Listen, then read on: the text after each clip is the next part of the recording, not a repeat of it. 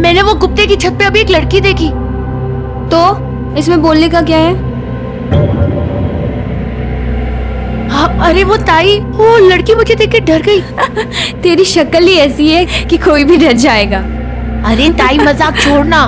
अरे वो लड़की पहले से ही डरी थी और मुझे देख के तो वो और भी घबरा गई। अरे ताई वो लड़की किधर से आई लड़की? उस गुप्ते के घर में ना उसकी माँ बीवी को छोड़ के और कोई नहीं रहता। कहाँ से आएगी लड़की? अरे ताई आज शपथ मैंने वो लड़की देखी वहाँ पर। अच्छा, आई सुनना। अरे ताई काय झालं? आई, तेरे बेटे को ना लड़की दिख रही है। खुली आंखों में ना सपने देख रहा है ये। इसकी ना शादी करा दे। अच्छा, शादी? सातवीं तो तेरे से क्लियर हुई नहीं। शादी करने की सोच रहा है। सबके सब पास हुए, तेरे को छोड़ के नाक कटा दिया तूने। सब पूछते हैं कि अब हर्षद आगे क्या करेगा। क्या बोलूं? शादी करने की सोच रहा है? बाबा सच में मैंने वहां पे एक लड़की देखी थी। चुप, जूते मारूंगा तेरे को मैं।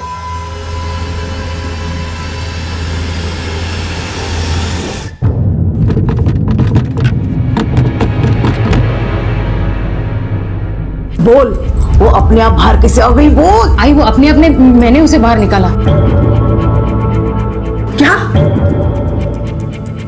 जान से मार दूंगी मैं तुझे। क्यों निकाला? बोल ना। वो आई, मैंने कानों से सुना उसे सांस लेने में तकलीफ हो रही थी, इसलिए मैंने उसे बाहर निकाला। हाँ, बहुत तरस आ गया था। हाँ, आज मैं तुझे नहीं छोड़ूंगी। बहुत चर्बी चढ़ गई। भागेगी भागेगी बोल, भागेगी भागेगी बोल, भागेगी। आई, क्या बोला वो? आ रहा है ना? बोला तो है आ रहा है। तेरा उस अंधेरे में दम घुट रहा है ना? हाँ,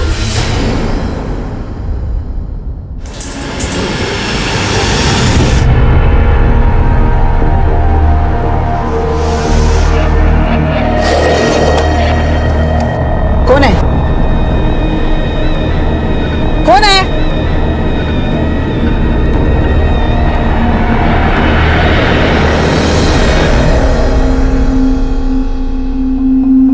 अरे आई, मैं सच कह रहा हूँ, वो गुप्ते के घर में एक लड़की है और वो उसे आई, ये सब ना उसके बहाने पढ़ाई से बचने के। मैंने अपनी सहेलियों से पूछा था, किसी को उधर कोई लड़की नहीं दिखी है।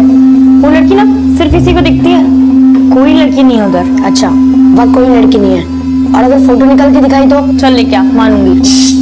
तुम दोनों चुप बैठो और खाना खाओ। और सुन, गुप्ते के घर में उसकी बीवी और उसकी माँ के अलावा दूसरी कोई भी औरत नहीं है।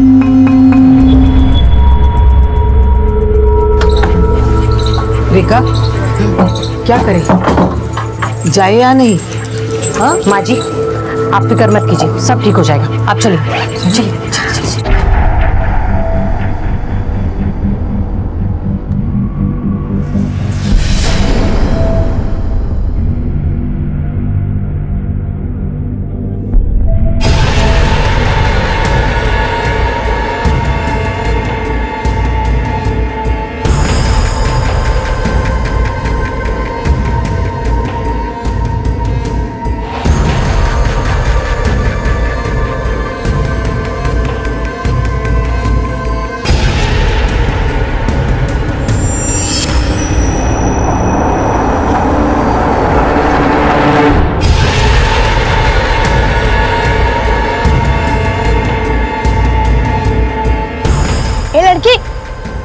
लड़की किधर है तू? अगर तू अंदर है तो जवाब देना। ए लड़की बोल ना।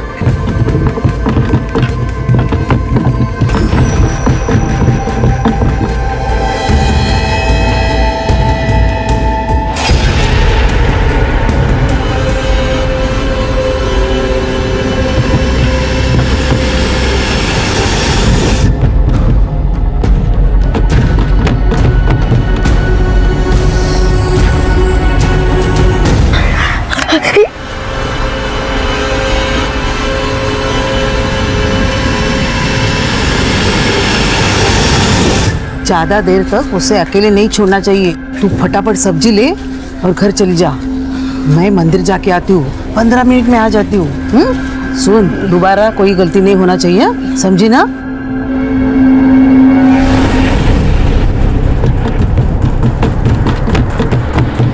आई, इसको बोलो मेरा फोन कहीं से भी लाके दे। ले तेरा जासूसी का नहीं बाबा, बाबा क्या कर रहे हो? इतने बड़े लड़के को कोई मारता है क्या? हाँ माना गलती हुई है इससे, आइंदा से नहीं करेगा, मैं समझा दूंगी इसे। हर्षद बेटा नहीं करेगा ना? अच्छा समझा इसको, दूसरे की फातिंग में टांग नहीं आने का, नहीं तो तेरी टांग तोड़ दूंगा मैं, समझा?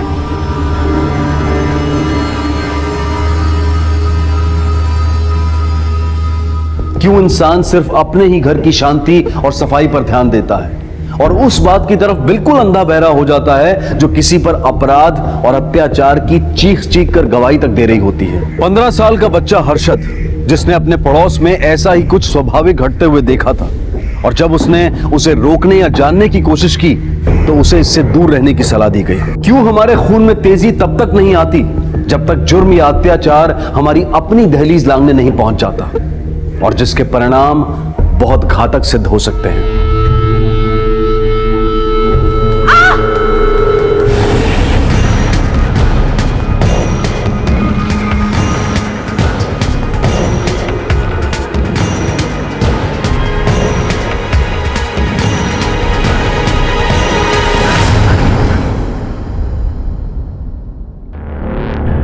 आई, मेरा फोन तो ये तोड़ ही चुका है, अब तेरे फोन के पीछे पड़ा था, पता नहीं किससे फोन कर रहा था, मैंने छीन के काट दिया। ये ले तेरा फोन।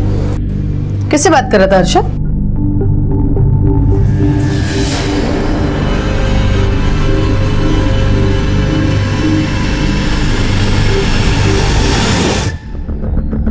सर, वायरलेस से कॉल आया, डीपी रोड पर एलआईजी कॉलोनी में कोई किसी औरत को बुरी तरह से मार रहा है। किसने फोन किया है?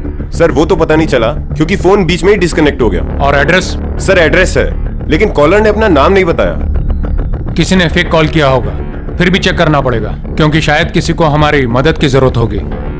और यह भी हो सकता है कि झंझट के डर से उसने नाम नहीं बताया हो। चेक करो। Yes sir.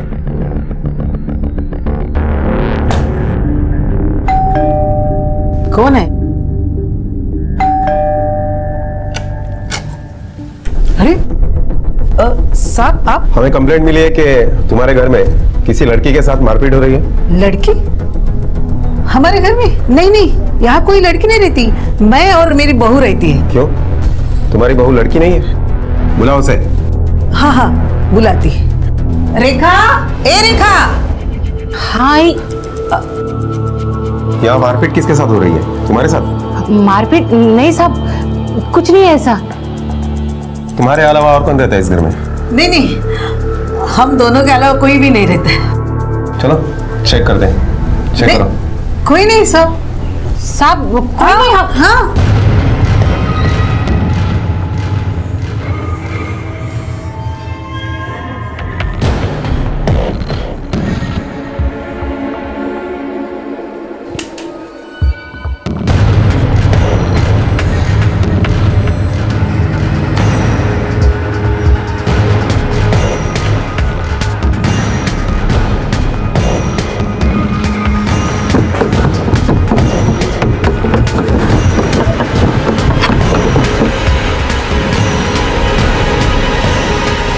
पूरा घर छान मारा, अंदर कोई नहीं है।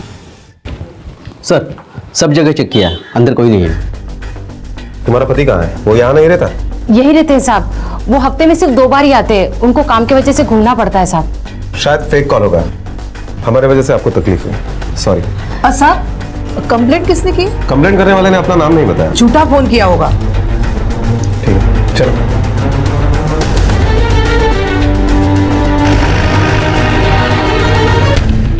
अभी तसल्ली हुई तेरे को कि कोई लड़की नहीं है? सोच आई, अगर हंसा आंटी को मालूम होता कि ये फोन किया है तो कितना हंगामा करती। अभी चल इधर से।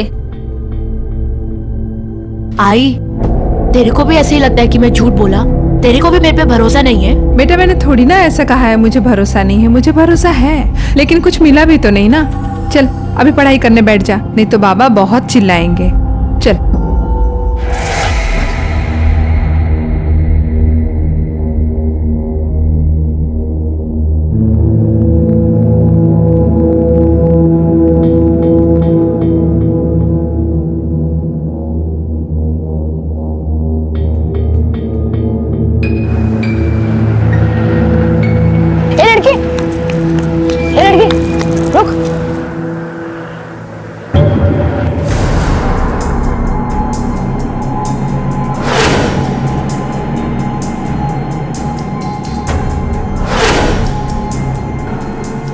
सॉरी, मुझे लगा कि आप वो नहीं हो। सॉरी।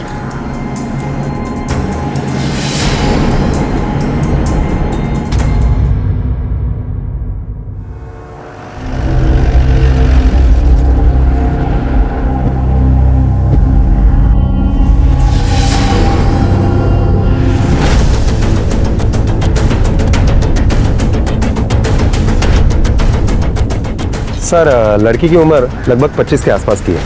किसी ने गला चीर कर उसकी हत्या की है। रिक्शा वाला जब सुबह आया, जब उसने उस बॉडी को देखा।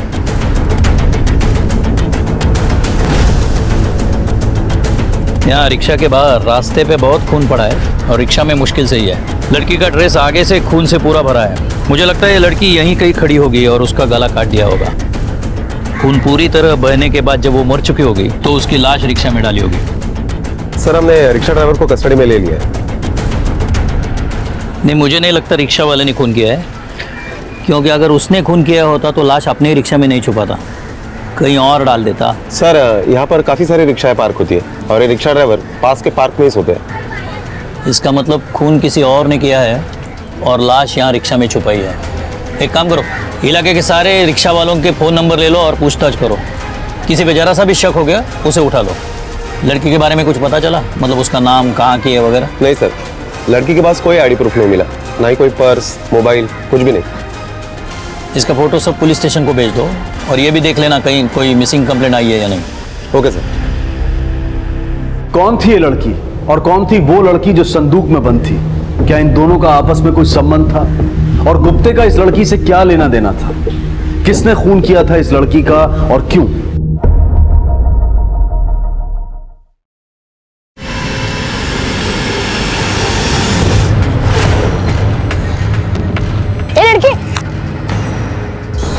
अरे बाबा, ये वही लड़की है जो उस दिन गुप्ता के घर पे आई थी। अरे बाबा, यही है उसके घर पे आई थी, मैं इसे जानता हूँ। आई बाबा, हम एक काम करते, इसके बारे में ना पुलिस में जाके बताते। पढ़ाई पे ध्यान दे, समझे? इस बार एग्जाम्स में फेल हुआ ना तो हड्डियां तोड़ दूंगा और घर से बाहर भी निकाल दूंगा। कोई जरूरत नहीं पुलिस को बताने की, बहुत मिल जाएंगे पुलिस को बताने वाले। नाम क्या है इस लड़की का?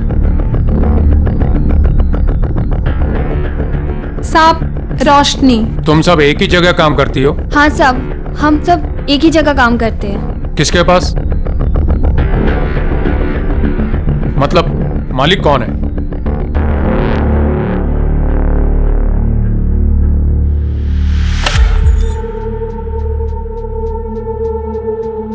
सुमन अक्का नाम है मेरा, उसी नाम से सब बुलाते हैं। ये रोशनी तुम्हारे लिए काम करती थी ना? हाँ साहब, बहुत अच्छी लड़की थी, कभी शानपत्ती नहीं की उसने मेरे साथ और पैसा भी बहुत कमाती थी।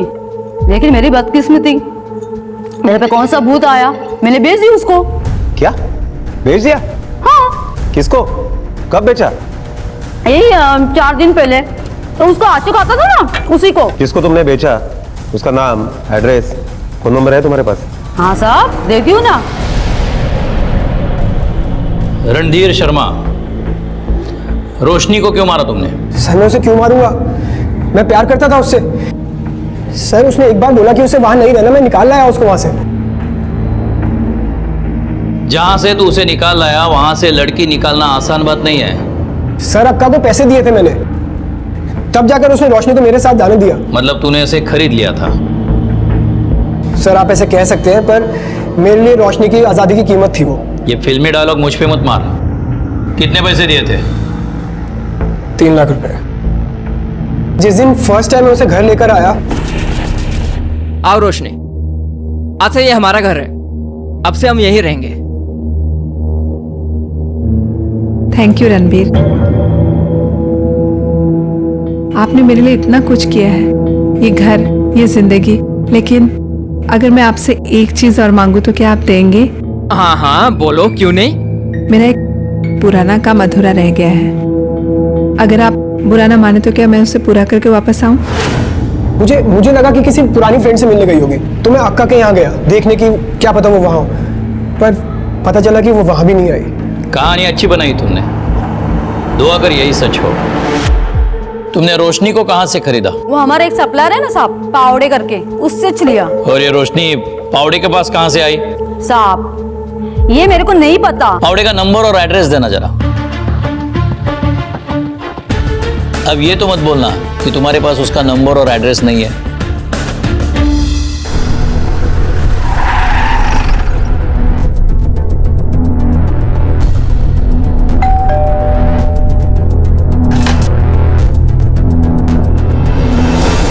दत्ता पावड़े को बुलाइए। साहब उनको कैसे बुलाऊं? उनका तो 6 महीने पहले ही निधन हो गया है। क्या? आई काय झालं? कोण है? क्या हुआ? ये कौन है? मेरा छोकरा रोहन। नमस्कार। दत्ता पावड़े काम क्या करते थे? उनका इंपोर्ट एक्सपोर्ट का बिजनेस था। Import export? तुम लोग तो उसकी दोस्त थी ना, तुम्हें तो उसने बताया होगा यहाँ आने से पहले वो कहाँ थी। हाँ साहब, दोस्त तो थी, मगर इसके पहले वो किधर रहती थी, क्या करती थी, किसी को कुछ नहीं पता साहब। लेकिन हाँ साहब, एक बात, उसको अंधेरे से बहुत डर लगता था। वो हमेशा रात को भी खोली की लाइट ऑन करके सोती थी। हाँ साहब। और साहब एक बार वो बोली थी कि उन लोगों ने उसको संदूक में काफी दिनों तक बंद रखा था। रोशनी के केस में पुलिस की छानबीन उल्टी चल रही थी।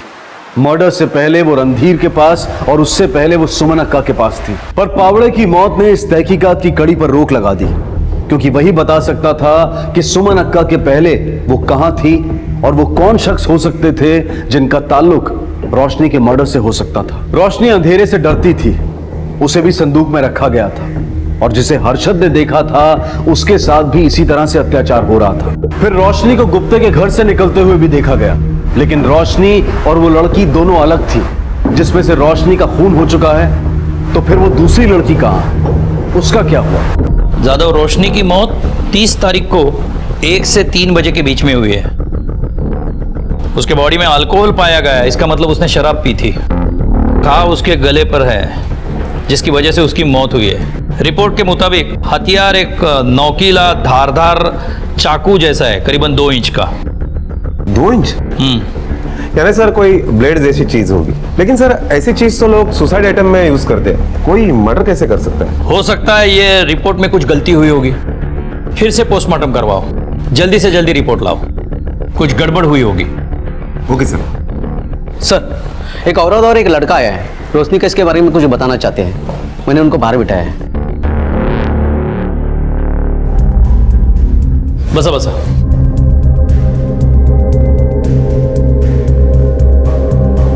बताइए क्या बताना चाहते हैं आप? साहब ये मेरा बेटा है हर्षद, इसको आपको कुछ बताना है। बोलो बेटा, क्या बताना चाहते हो?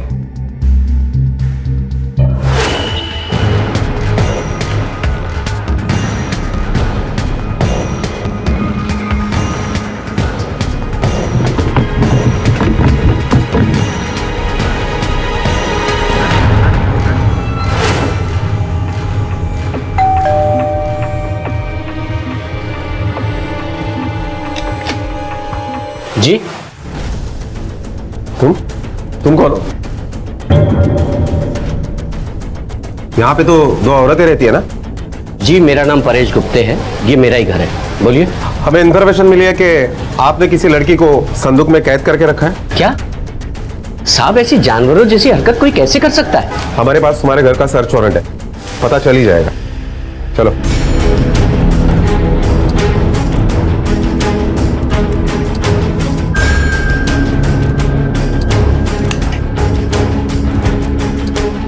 सर, यहाँ एक संदूक था। लेकिन यहाँ तो कुछ भी नहीं है। सर, मैंने खुद देखा था पिछली बार। सर अभी क्या, यहाँ कभी कोई संदूक नहीं था। हाँ साहब, ये सच कह रहे, यहाँ कोई संदूक नहीं है।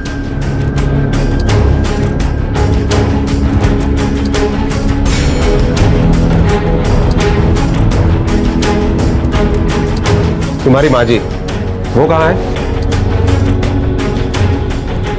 साहब वो तो 4 धाम की यात्रा के लिए गए हैं। 4 धाम? जादव, ये बहुत ठग लोग हैं। आसानी से मुंह नहीं खोलेंगे। हमें यह साबित करना पड़ेगा कि ये रोशनी को जानते थे, तभी मुंह खोलेंगे। सर, रिकामी ने इसके घर पर संदूक देखी थी। किसी लड़की को संदूक में छुपा कर रखना कोई छोटी जगह पे नहीं पॉसिबल। इलाके के सारे टेम्पो सर्विस वालों से पूछताछ करो कि पिछले कुछ दिनों में कोई बड़ी संदूक कहीं से शिफ्ट की है क्या। Okay sir.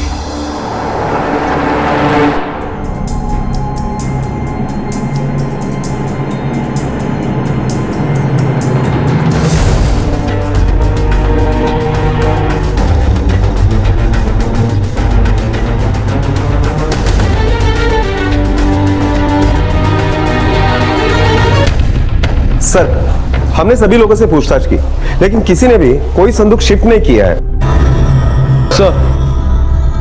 Sir, postmortem report है।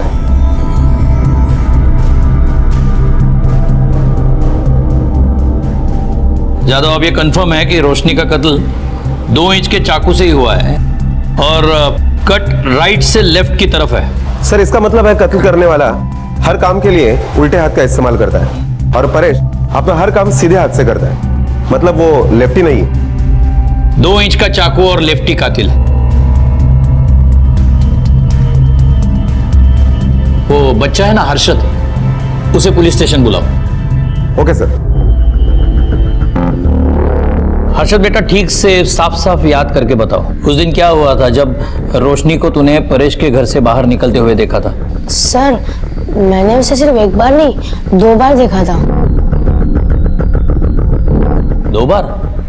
मतलब? हाँ सर, पहली बार जब मैंने उसे गुप्ते के घर से निकलते हुए देखा तो मुझे लगा कि वो वही लड़की है जिसे मैंने छत पे देखा था, पर वो ये थी, वो नहीं। अच्छा, दूसरी बार जब देखा तो क्या हुआ था? दूसरी बार भी वो वहाँ आई थी, पर वो तीसरे नंबर की गली है ना, वही के किसी घर में वो चली गई। तीसरी नंबर की गली? कौन सा घर? अरे आई, वो अकड़ूस आदमी है ना जिसके घर में मैंने बॉल मारी थी और वो चिल्लाने के लिए अपने घर पे आया था। कौन, पावड़े? हाँ, उसके बाद मैंने उसे फॉलो किया।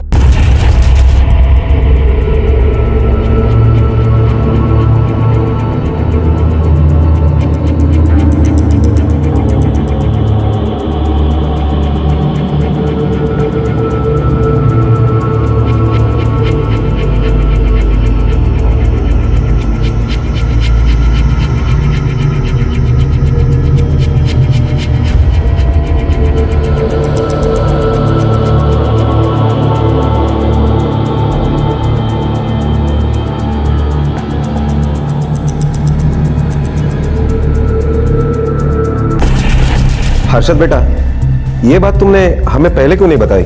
जानबूझ के छुपाई थी? छुपाई नहीं सर, पर वो जो पहले लड़की थी ना, वही मेरे दिमाग में आ रही थी, वो जो संदूक में बंद थी। और वैसे भी बाबा बोलते हैं कि किसी के लफड़े में नहीं पड़ना चाहिए।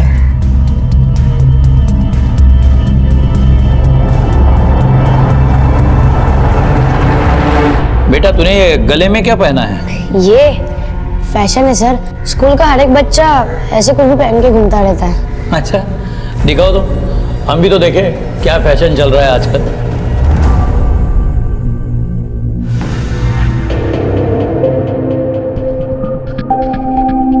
साहब, मैंने इसको बहुत बार बोला ये ऐसे मवाली की चीजें मत पहना कर, सुनता ही नहीं है मेरी बात। कौन कहता है ये पहनने से कोई मवाली होता है? ये तो हीरो है हमारा। रोशनी यहाँ आई थी तुम्हारे घर पर और कुछ देर बाद तुम्हारे घर से वो चली गई, तुम उसके पीछे गए। अब असलियत तुम हमें बताओगे या तुम्हें पुलिस स्टेशन लेके चलूं और खुद उगलवाऊं? सर, आपको किसी ने कुछ गलत बता दिया है। रिकामी, इसको गाड़ी में डालो और पुलिस स्टेशन लेके चलो। इसकी 4 झूठी बातें सुनकर अभी सच्ची बात का इंतजार नहीं कर सकते हम। नहीं सर। और इसे इतना मारो कि इसकी हड्डी का एक इंच हम एक्सपोर्ट कर सके। सर, ऐसा मत कीजिए सर। अरे मैंने कुछ किया ही नहीं तो। साहब, इसके बाबा भी नहीं रहे, यही एक मेरा सहारा है साहब, इसको मत लेके जाओ साहब। अरे क्या पूछ रहे? जो विचारते थे बोलना, बोलना क्या नहीं तू? रोशनी मेरे बाबा को ब्लैकमेल करती थी। ब्लैकमेल? क्यों? क्योंकि मेरे बाबा ने उसे बेचा था और इस काली करतूत के बारे में हमें कुछ नहीं पता था। इसी बात के लिए वो मेरे बाबा को ब्लैकमेल करती थी, वो सबको बता देती, तो इस मोहल्ले में रहना हमारे लिए बहुत मुश्किल हो जाता साहब। इसीलिए उसका मुंह बंद रखने के लिए मैंने उसे पैसे दिए, और उस दिन वो पैसे लेने के लिए यहाँ पे आई थी। और फिर तुम उसके पीछे गए उसे मारने के लिए? नहीं नहीं सर, मैं तो अपने काम से निकल गया था। तुम्हारे घर के सर्च वारंट है मेरे पास, जल्दी से इसके ऊपर साइन करो। सर पर मैंने कुछ किया ही नहीं है। साइन करो। कर दे बेटा।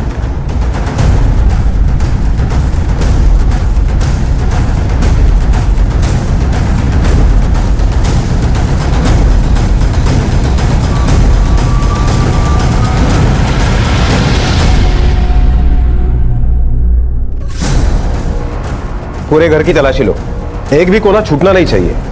Okay sir.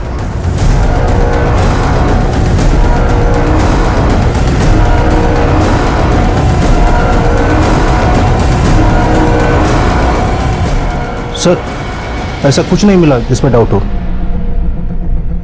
सर मैं तो पहले ही बोला था इस घर में कुछ नहीं मिलेगा, आप बेकार ही छानबीन किए जा रहे हैं। चलो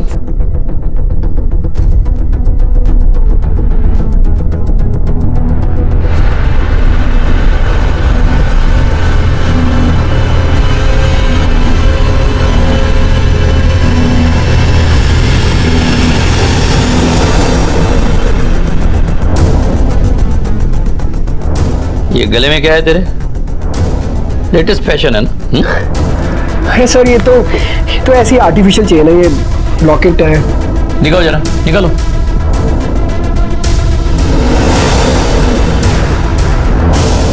ये लीजिए। लेफ्टी हो तुम? जी हाँ, पर क्यों? इसका जवाब तुम दोगे। मेरे साथ रहने के बाद भी उसने अब धंधा करना नहीं छोड़ा। जब मुझे शक हुआ तो उसका पीछा किया मैंने।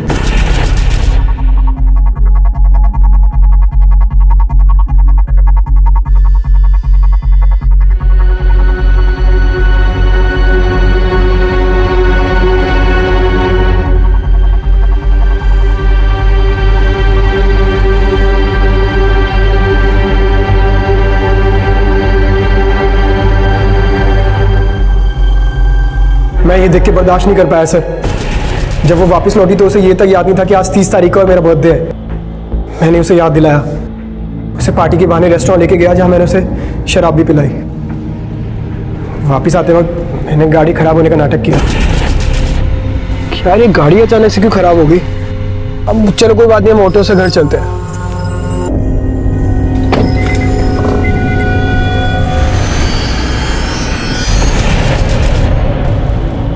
तुम लोगों का यही प्रॉब्लम है, हर चीज की जल्दी रहती है। जल्दी से प्यार किया, जल्दी शादी करना चाहते थे, जल्दी से उसे मार भी डाला बिना उसे पूछे कि सच क्या है और जाने।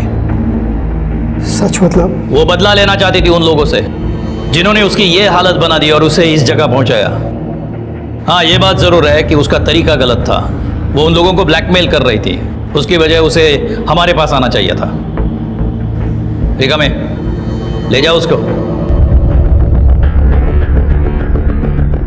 एक और लड़की है जिसे हमें रोशनी बनने से बचाना है। जादव, गुप्ते ने जिस लड़की को कैद किया है उस तक हमें रोशनी बनने से पहले पहुंचना है।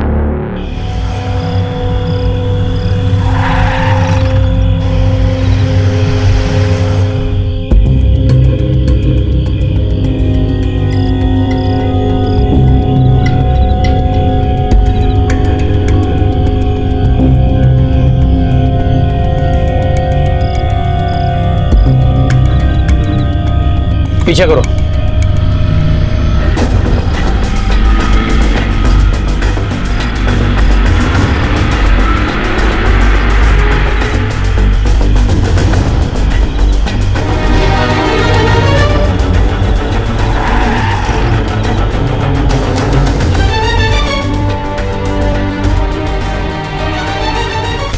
अरे कहाँ है तुम लोग?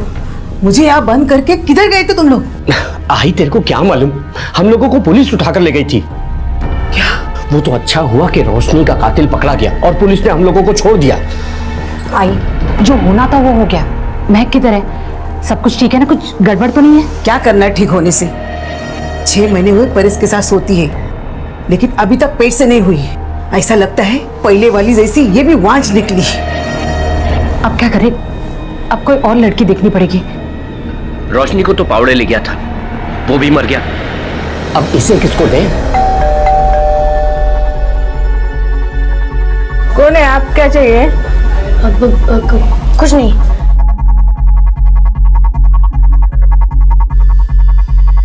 किसी को कुछ देने की जरूरत नहीं, मैंने सब इंतजाम किया है। इस ड्रम में उसको डालते हैं और ऊपर से ये तेजा फेंक देते हैं। 2 दिन में हड्डियां गल जाएगी, फिर बची हुई हड्डियां इधर उधर फेंक देंगे।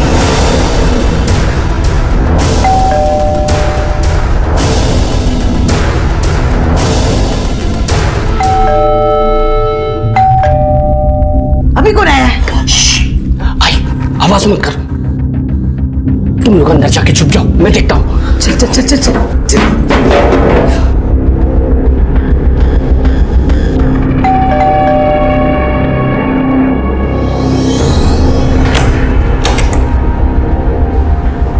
हाँ, क्या काम है? किससे मिलना है? वो आपसे ही काम था। अच्छा ठीक है, बाद में आना बेटा। हाँ जाओ, बाद में आना।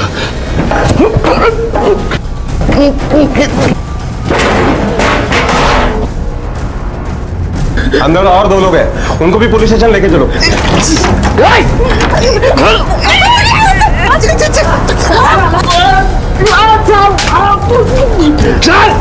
अरे छोड़ दो, अरे छोड़ दो ना। चलो। अरे अरे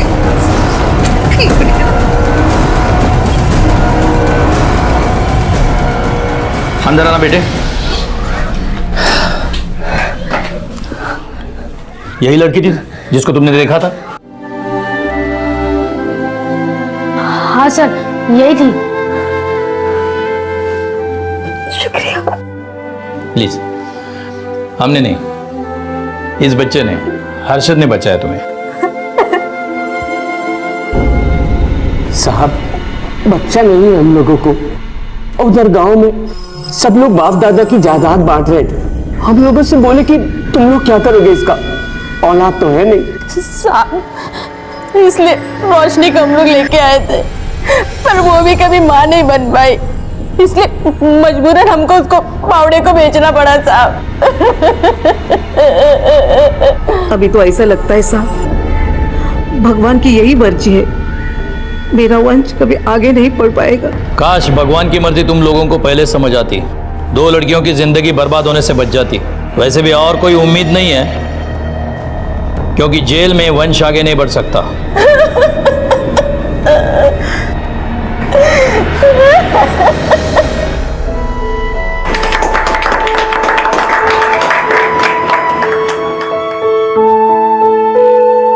हर्षद और विमला ने एक जिम्मेदार नागरिक होने का फर्ज निभाया। हर नागरिक को अपने अधिकारों के साथ साथ अपने कर्तव्यों को लेकर भी सजग होना चाहिए। इस जिम्मेदारी का एहसास किसी की जान बचा सकता है, जैसे कि हर्षद ने महक की जान बचाई। परेश, रेखा और हंसा गुप्ते को महक और रोशनी को बंधक बनाकर उन पर अत्याचार करने के लिए, और रणधीर, जिसके प्यार में विश्वास की कोई गुंजाइश नहीं थी, उसे रोशनी के कत्ल के लिए कड़ी सजा सुनाई गई है। आज का ये केस हमें ये सीख देता है कि हम सिर्फ अपने बारे में ही नहीं, बल्कि अपने आसपास के लोगों के बारे में भी सोचें, और अगर कुछ भी गलत होता हुआ देखें तो पहल करें उसे दूर करने की, उसे रोकने की। हो सकता है कि किसी को उसकी जिंदगी का तोहफा वापस मिल जाए, महक की तरह। अब मैं अनूप सोनी आपसे विदा लेता हूं, फिर मुलाकात होगी अगले एपिसोड में एक और चौंका देने वाले केस के साथ। तब तक अपना और अपने परिवार का ख्याल रखें और देखते रहें क्राइम पेट्रोल डायल 100। सबक एक को, सीख हम सबको। जय। सॉरी यार श्रेया, इस हफ्ते भी नहीं आ पाऊंगा। कल एक अर्जेंट मेडिकल कॉन्फ्रेंस आ गई है और उसके बाद बहुत सारा काम है यहाँ पर, तो लगता है कि नेक्स्ट वीकेंड ही आ पाऊंगा। ठीक है, लेकिन अपना ख्याल रखना। Okay, bye bye. क्या कहा तुम्हारे मिस्टर ने? लॉटरी लगी है। इस सैटरडे संडे भी हम साथ रहेंगे, क्योंकि द ग्रेट मिस्टर अविनाश को अपने काम से फुर्सत ही नहीं है। हमें प्यार करने से। इस लड़की ने परेशान करके रखा है मुझे।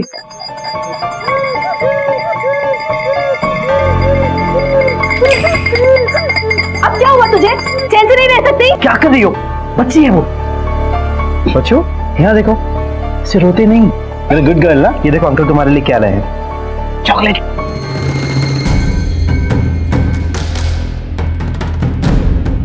समझ में नहीं आता इस लड़की का क्या करूं।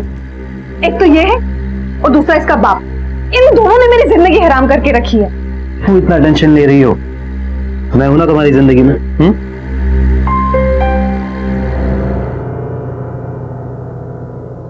शादी की बुनियाद भरोसे की नींव पर टिकी होती है, और जब यह भरोसा टूटता है तो रिश्ते बिखरने के साथ साथ जिंदगियां भी बिखरने लगती हैं। श्रेया का पति अविनाश एक मेडिकल रिप्रेजेंटेटिव था और काम के सिलसिले में उसे अक्सर शहर से बाहर रहना पड़ता था। लेकिन अविनाश इस बात से बिल्कुल बेखबर था कि उसकी पीठ पीछे श्रेया अक्षत के साथ अपना अफेयर चला रही थी। वो अक्सर अविनाश की गैर मौजूदगी में श्रेया के पास आता था और उनकी इसी नजदीकी का बुरा असर उनकी बेटी रिया पर पड़ रहा था। वो कुछ बोल नहीं पाती थी, लेकिन अंदर ही अंदर उसे ये बात खाई जाती थी कि जब उसके पापा नहीं होते थे तब कोई और उसके घर आता था और उसके पापा की जगह लेता था। ये बात उसे बर्दाश्त नहीं थी, लेकिन वो किसी को बता नहीं सकती थी, मजबूर थी। और उसकी इसी मजबूरी का फायदा उठाकर श्रेया और अक्षत के प्यार का इस सिलसिला चलता रहा।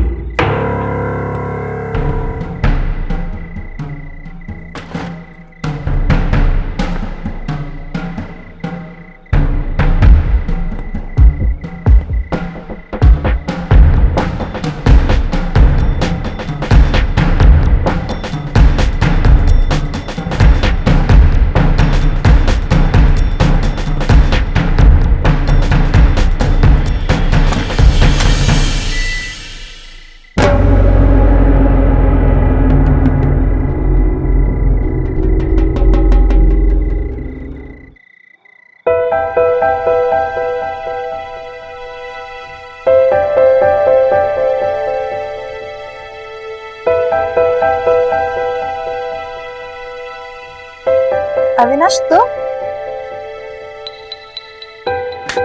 तुम कब आए? जस्ट अभी अपनी फैमिली को मिस कर रहा था, तो जैसे ही पता चला ट्रिप कैंसिल हो गई, झट से पैकिंग की और फट से आ गया। अच्छी लगी ना सरप्राइज? काश तुम्हें ऐसे सरप्राइज देने ही ना पड़ते। I mean, तुम्हें यहाँ से कहीं जाना ही ना पड़े। हाँ यार, मन तो मेरा भी नहीं कर रहा। तुम फ्रेश हो लो, मैं तुम्हारे लिए कुछ खाने को लाती हूँ। क्या बस?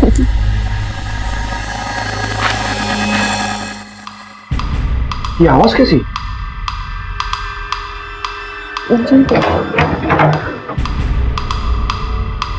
श्रेया, ये खिड़की खुली क्यों रखी है? बिल्ली उल्ली घुस जाएगी अंदर। अब तुम भी क्या इस खिड़की के पीछे पड़े हो? इतने दिनों बाद तो आए हो, चलो ना तुम जल्दी से फ्रेश हो लो, बहुत दिन हो गए तुम्हारे साथ वक्त। ओके।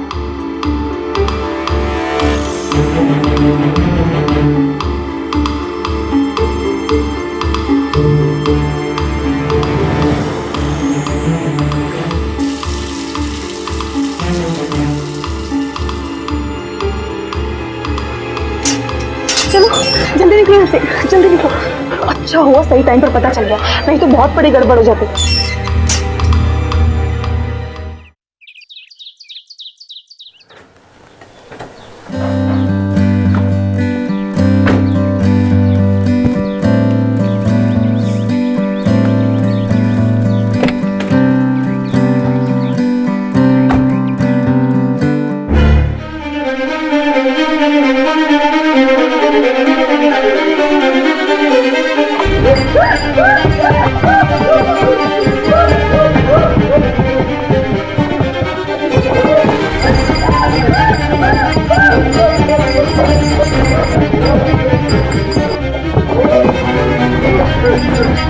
क्या हुआ बेटा? क्या हुआ?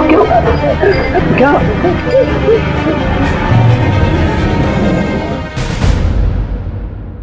हाँ बेटा, क्या क्या हुआ?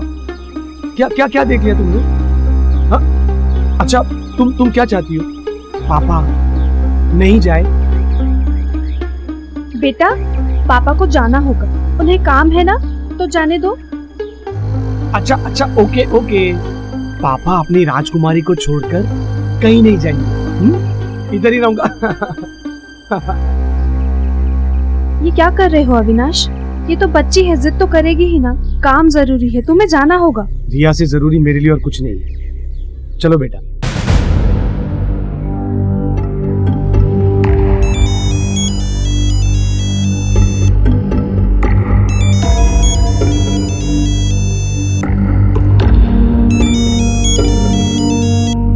हेलो हेलो, वो गया ना? नहीं गया।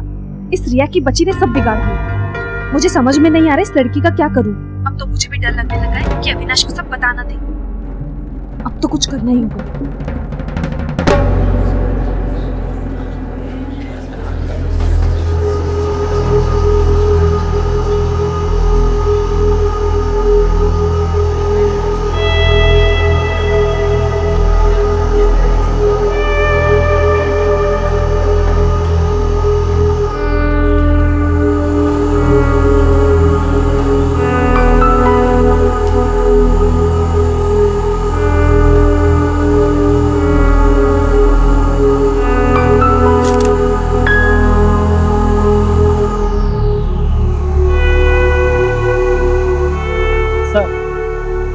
बाहर के फिंगरप्रिंट्स को फोर्सफुली वाइप आउट करने की कोशिश की गई।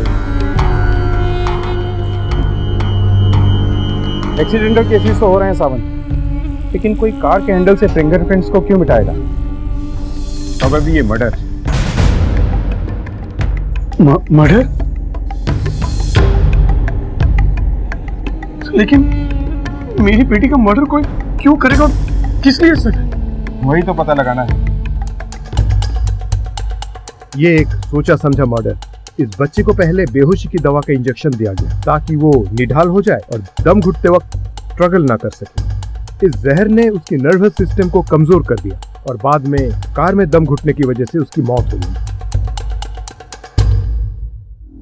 सफोकेशन की वजह से कार में छोटे बच्चों की मृत्यु के बहुत से वाकये सामने आते हैं, पर ज्यादातर ये केसेस एक्सीडेंटल होते हैं जो लापरवाही की वजह से होते हैं। लेकिन रिया के केस में ये सब जानबूझकर किया गया था। एक प्लान्ड मर्डर को एक हादसे की शक्ल देने की कोशिश की गई थी। उसे कार में लाया गया, लॉक किया गया और फिर दम घुटने की वजह से उसकी मृत्यु हो गई। पुलिस ये समझ गई थी कि ये एक एक्सीडेंट नहीं बल्कि मर्डर है, और क्योंकि मर्डर घर के अंदर हुआ था इसलिए पुलिस ने सबसे पहले अविनाश के घर पे रेगुलरली आने जाने वाले लोगों से पूछताछ शुरू की। कब से चौकीदारी कर रहे हो? 10 साल हो गए साहब। उस रात ड्यूटी पे थे? जी साहब। कुछ अजीब लगा? कोई आवाज या कोई स्पेशल मोमेंट? मैंने वहाँ कोई आवाज नहीं सुनी। तुम उनके घर आते जाते थे ना? हाँ साहब। श्रेया मैडम कभी कभी मुझे बुलाती थी। कभी कोई सामान लाना होता है, कभी रिया बीबी को घुमाना होता है, क्योंकि रिया बेबी बहुत रोती थी। मैं उसको घुमा के लाता था तो वो चुप हो जाती थी। रोती क्यों थी? साहब ये तो मुझे मालूम नहीं है, लेकिन उसकी वजह से श्रेया मैडम बहुत परेशान रहती थी। ठीक है, तुम जा सकते हो। अच्छा, नमस्ते।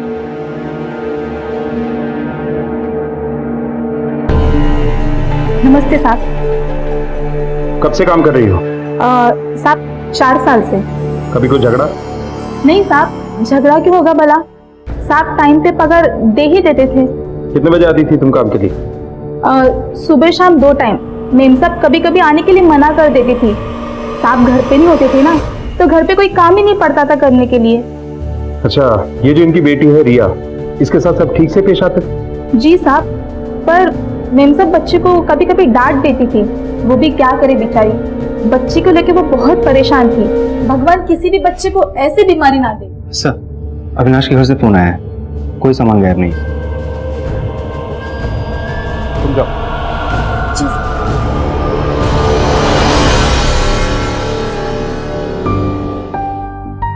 अक्सर घरेलू नौकर ऐसी वारदात को तब अंजाम देते हैं जब पैसे टाइम पर ना मिले या चोरी का लालच हो। ये दोनों बातें नहीं हुई तो टीचर मोहन आ गए? हाँ सर आया, बाहर बैठे। बुलाओ। हो सर। मैंने कुछ नहीं किया सर। बैठो। सर लेकिन मैंने कुछ नहीं किया है सर। सिर्फ इतना बताओ कि वहां क्या पढ़ाने जाते थे? वो तो ठीक से बोल सुन भी नहीं सकती थी। सर एक्चुअली मैं स्पेशल किड्स को ही ट्रेंड करता हूँ।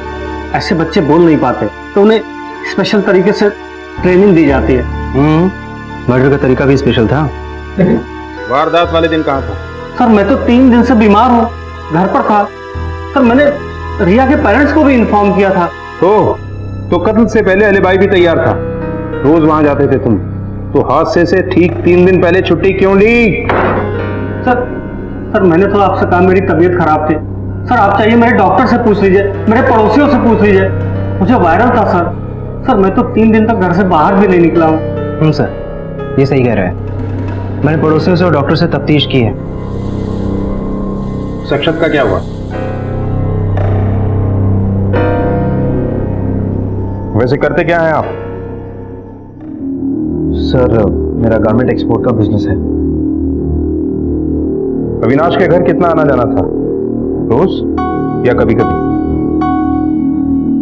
सर कभी कभी आना जाना होता था, कभी आते जाते बच्ची दिख गई तो जाके उसे चॉकलेट दे दिया करता था। सर वाकई में बहुत प्यारी बच्ची थी वो। हादसे की रात कहाँ थे तुम? सर उस वक्त मैं काम के सिलसिले में मुंबई गया हुआ था। सही कह रहा है सर ये। ठीक है तुम जा सकते हो, जरूरत पड़ेगी तो फिर बुलाएंगे।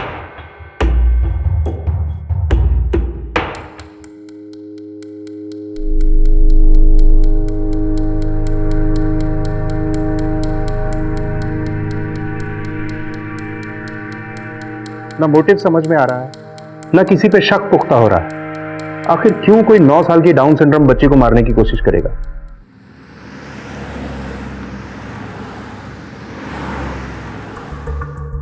डॉक्टर साहब वो कौन सी दवा थी जिसे रिया को दिया गया था? Ketamine Z. ये मेडिसिन बहुत रेयर है, आम आदमी की पहुंच में नहीं।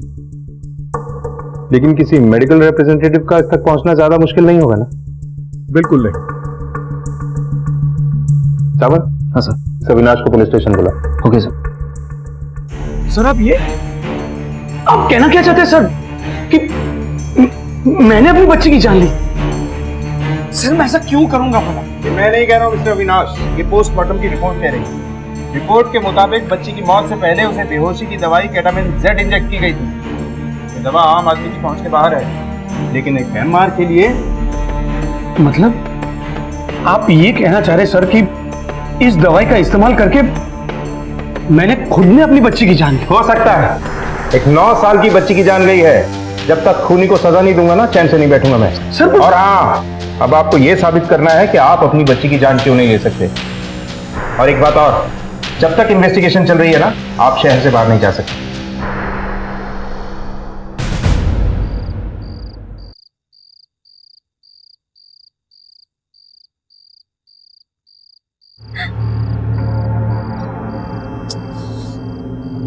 तुम पागल हो क्या? क्यों आए हो यहाँ? तुम्हें पता है ना कि अविनाश निर्दोषी है। ओ तो ऐसे कहो ना कि तुम अपने पति से डर रही हो। मैं किसी से नहीं डरती। अच्छा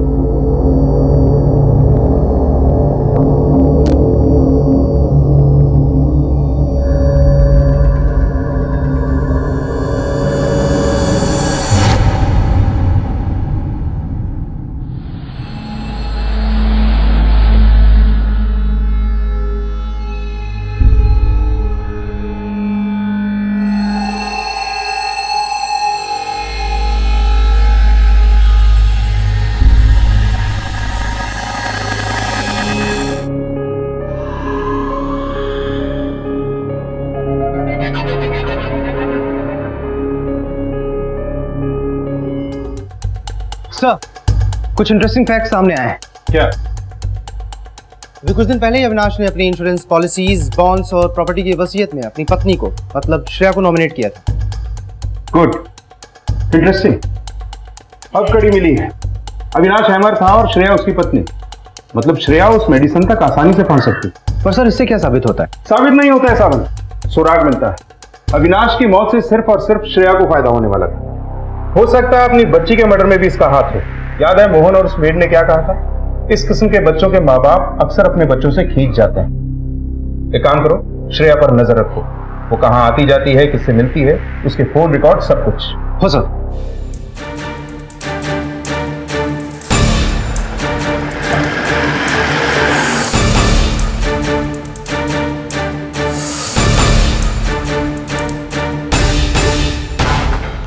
मालूम चला कि ज्यादा कहीं आना जाना नहीं था, अक्सर घर पर ही रहती थी बच्ची की वजह से। ये कॉल रिकॉर्ड से सर।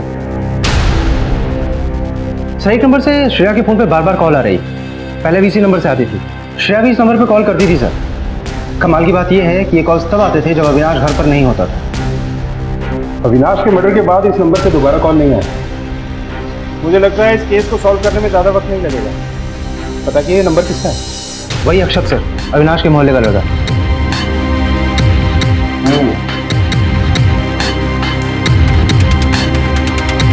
वॉचमैन को बुलाओ। हाँ साहब, मैंने कई बार देखा अक्षय साहब शाम को आया करते थे। उस वक्त अविनाश की गाड़ी घर पे होती थी? नहीं साहब, उस वक्त अविनाश की गाड़ी घर पर नहीं होती थी। ठीक है, तुम जाओ सर। ओके सर, नमस्ते।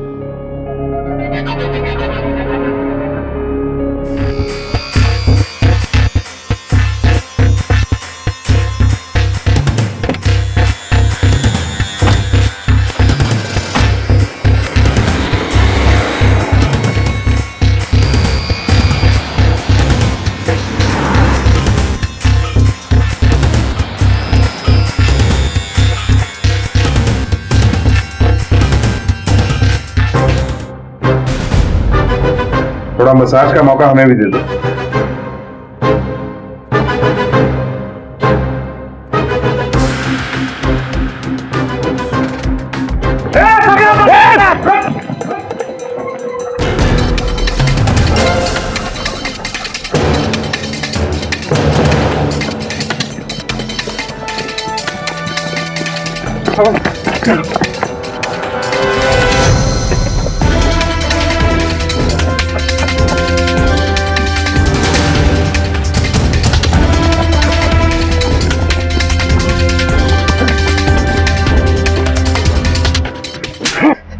सर मैंने कुछ नहीं किया सर, मुझे कुछ नहीं पता, मैंने किसी को नहीं मारा सर। सर प्लीज मुझे जाने दो सर, प्लीज सर। शुरू में सब ऐसा ही बोलते हैं, लेकिन जब सच बोल पट्टा बोलता है ना, तो जुबान से सिर्फ सच ही निकलता है। जादव को बुलाओ।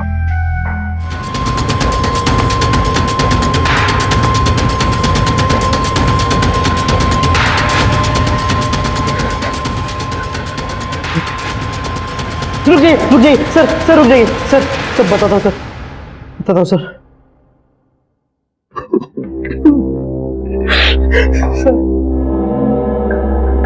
मेरा श्रेया का रिलेशनशिप था सर। मैं रिया को चॉकलेट खिलाने के बहाने उसके घर जाया करता था। अविनाश जब भी टूर पे जाते थे हम दोनों बाहर मिलते थे सर। क्यों मारा रिया और अविनाश को तूने? बोल। सच कह रहा हूँ सर, मैंने अविनाश को नहीं मारा। हाँ मैं मानता हूँ कि मैं उसको मर्डर करने गया था सर, लेकिन मैंने उसे नहीं मारा सर। वो तो पहले से मरा हुआ था। हाँ सर ये सब करने के लिए मुझे श्रेया ने कहा था सर।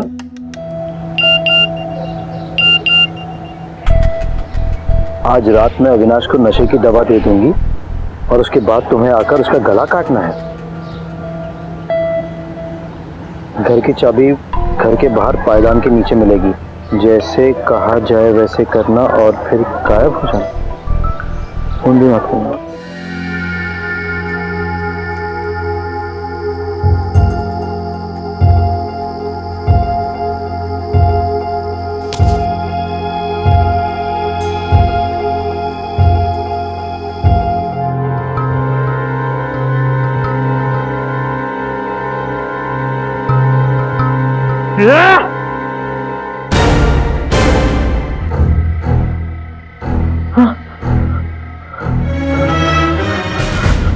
मतलब तूने और श्रेया ने मिलकर ये सब प्लान किया?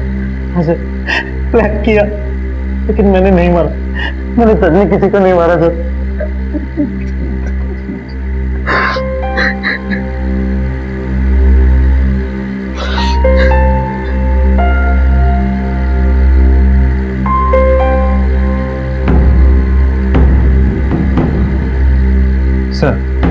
फॉरेंसिक रिपोर्ट आ गई है। जिस चाकू से कत्ल हुआ उस पर श्रेया की उंगलियों के निशान पाए गए हैं और अविनाश के शरीर में वही बेहोशी की दवा है जो रिया के शरीर में थी। अब इस मास्टरमाइंड मिसेस श्रेया शर्मा से मिलते हैं। चलो। ये क्या बकवास है? मैंने अक्षत को कोई एसएमएस नहीं किया। चिल्लाओ मत। मैसेज तुम्हारे फोन से किया गया था। अगर तुमने नहीं किया तो कौन करेगा? देखिए, मैंने किसी का मर्डर नहीं किया है। आपको कोई गलतफहमी हुई होगी। मैडम, हम सबूत की बिना पे बात करते हैं, हवा में नहीं। अब डबल मर्डर केस के लिए अंदर जाने के लिए तैयार हो। पोस्टमार्टम रिपोर्ट के हिसाब से अविनाश को भी मौत से पहले वही बेहोशी की दवा दी गई थी जो रिया को दी गई थी। पहले अपनी बेटी रिया, बाद में अविनाश, दोनों का मर्डर तुमने किया। ये सब आप क्या कह रहे हैं? मैंने ऐसा कुछ नहीं किया। मेरी बात का यकीन कीजिए। ये सब कोर्ट में साबित करना। समझा? अरेस्ट करो इसे। श्रेया का नार्को टेस्ट करवाया गया। उस टेस्ट में भी श्रेया ने यही कहा कि उसने खून नहीं किया है, लेकिन उस टेस्ट के रिजल्ट पुलिस को हैरान कर देने वाले थे, क्योंकि पुलिस के पास श्रेया के खिलाफ सबूत थे और मोटिव भी साफ था। लेकिन पुलिस अब पूरी तरह से कंफ्यूज थी कि अगर श्रेया ने ये मर्डर्स नहीं किए हैं तो फिर किसने किए?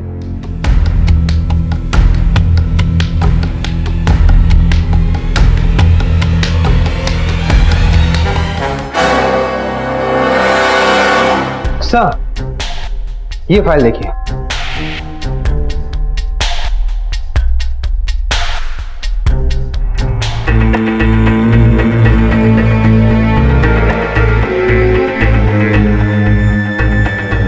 ये चाकू लो, इस डमी का गला रेत दो।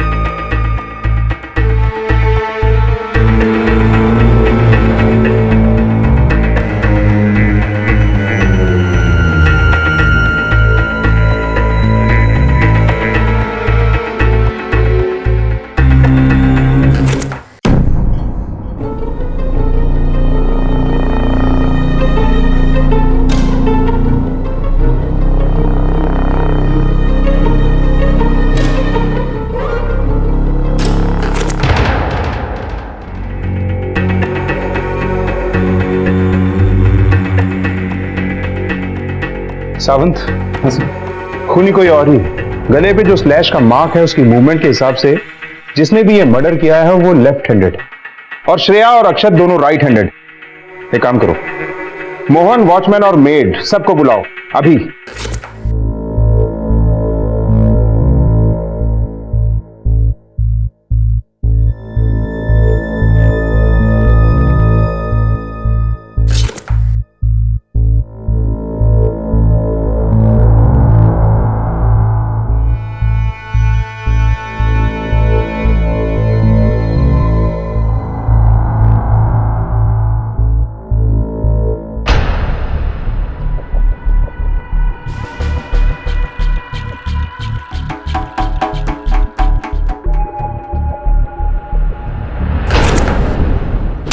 सर, मैं आपको पहले भी बता चुका हूँ, मैं अपने घर पर बीमार पड़ा हुआ था।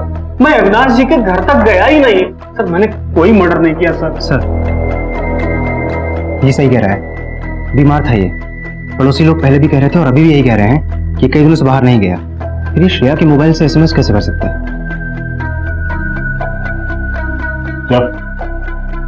Thank you sir.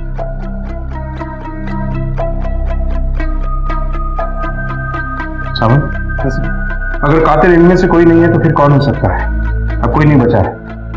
कहीं ये मामला यहीं ना अटक जाए। एक काम करते हैं, अविनाश के ऑफिस से पिछले 20 दिन का पूरा रिकॉर्ड निकलवाते हैं। उसके लैपटॉप, ईमेल, सब कुछ। उसकी बेटी के मौत के 7 दिन पहले से लेके अब तक का। चलो। सर, अविनाश की किसी से कोई दुश्मनी नहीं, एकदम सीधा साधा आदमी था वो। अच्छा, ये अविनाश आखिरी बार ऑफिस कब आया? सर, जिस दिन उसकी लड़की की डेथ हुई थी, शायद उसके 2-3 दिन पहले, उसके बाद नहीं आया।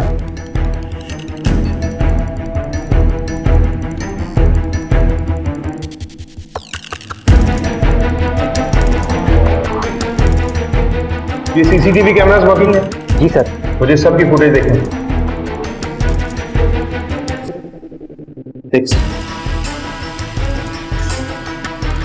और आगे।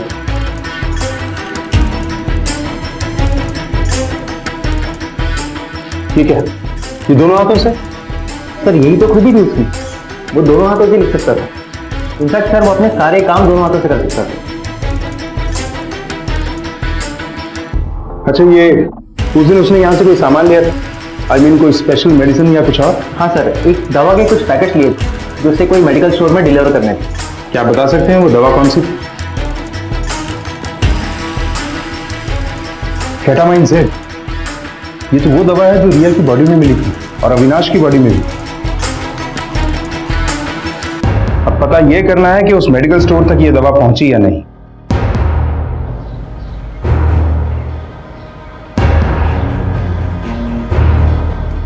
सर, ये केमिस्ट भी यही कह रहा है कि ये दवाई इन तक नहीं पहुंची। इसका मतलब है सावन कि हम आज तक के सबसे अनोखे केस को हैंडल करें। हाँ सर, वो अपनी बेटी से बहुत प्यार करता था। एक दिन रिया भी दूसरे बच्चों की तरह खेलेगी, कूदेगी, दौड़ेगी, लेकिन मेरे सिवा उसका इस दुनिया में और कोई नहीं है। उसकी अपनी माँ उससे खींची खींची रहती है, सिर्फ अपनी एक जिम्मेदारी समझती है। यार, कल अगर मुझे कुछ हो गया ना, तो रिया का क्या होगा? अरे पागल, तुझे कुछ क्यों होगा? होने के लिए तो कुछ भी हो सकता है यार।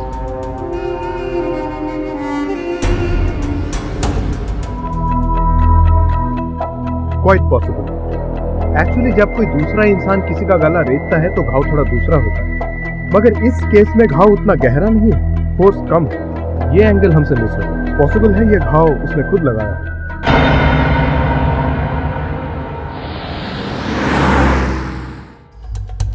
ये एक सोचा समझा मर्डर है। इस बच्चे को पहले बेहोशी की दवा का इंजेक्शन दिया गया। ठीक है, ये दोनों हाथों से? सर यही तो खूबी थी इसकी। एक्चुअली जब कोई दूसरा इंसान किसी का गला रेतता है तो घाव थोड़ा दूसरा होता है, मगर इस केस में घाव उतना गहरा नहीं है। ये एंगल हमसे मिस है। पॉसिबल है ये घाव खुद ने लगाया।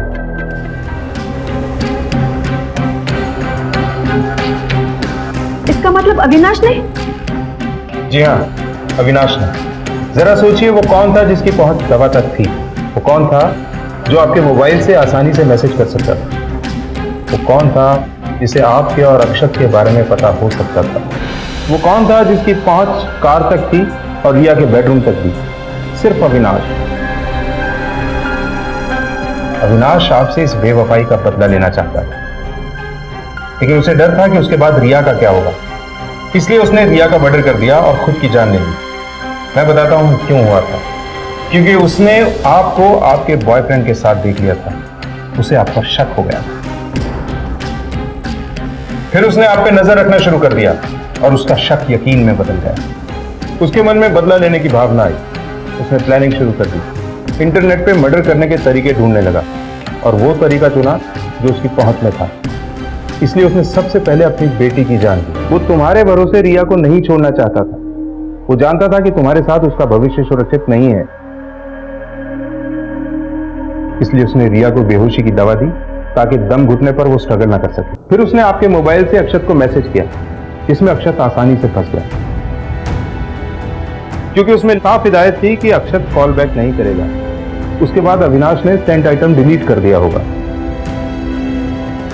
ताकि आपको पता न चल सके। उसके बाद अविनाश ने वो जहर लिया जो उसने अपनी बेटी को दिया था, और चाकू लिया आपके किचन से जिस पर आपके हाथों के निशान थे।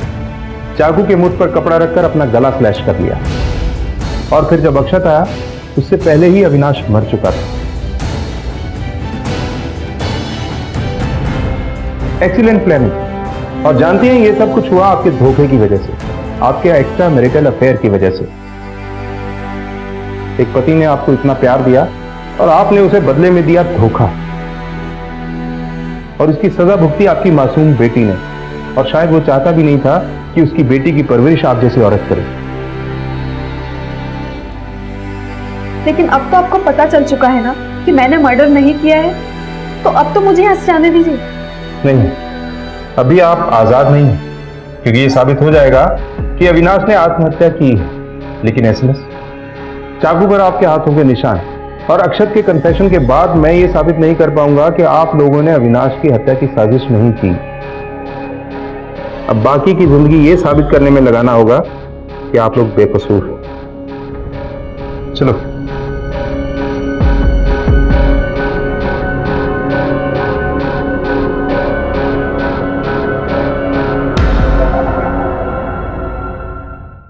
ये मुकदमा अब भी कोर्ट में चल रहा है और श्रेया और अक्षत जुडिशियल कस्टडी में। अविनाश ने जो किया वो निश्चित रूप से गलत था। यदि जीवन साथी दगा कर रहा है तो उसे छोड़ देना, उससे दूर चले जाना एक कानूनन रास्ता है जो सही भी है, लेकिन इस तरह से एक बदले के लिए कानून के खिलाफ जाकर अपराध करना किसी भी लिहाज से सही नहीं। काश के श्रेया ने अक्षत के साथ अपने रिश्ते के बारे में अविनाश को बता दिया होता। काश के अविनाश श्रेया और अक्षत का सच जानने के बाद श्रेया से बात करता तो ये कहानी शायद कुछ और ही होती। अब मैं अनूप सोनी आपसे विदा लेता हूँ। फिर मुलाकात होगी अगले एपिसोड में एक और चौंका देने वाले केस के साथ। तब तक अपना और अपने परिवार का ख्याल रखें और देखते रहें क्राइम पेट्रोल डायल 100। सबक एक को सीख हम सबको। जय। इस तरह के और भी एपिसोड देखने के लिए हमारे चैनल को सब्सक्राइब करें और बेल आइकन दबाना ना भूलें।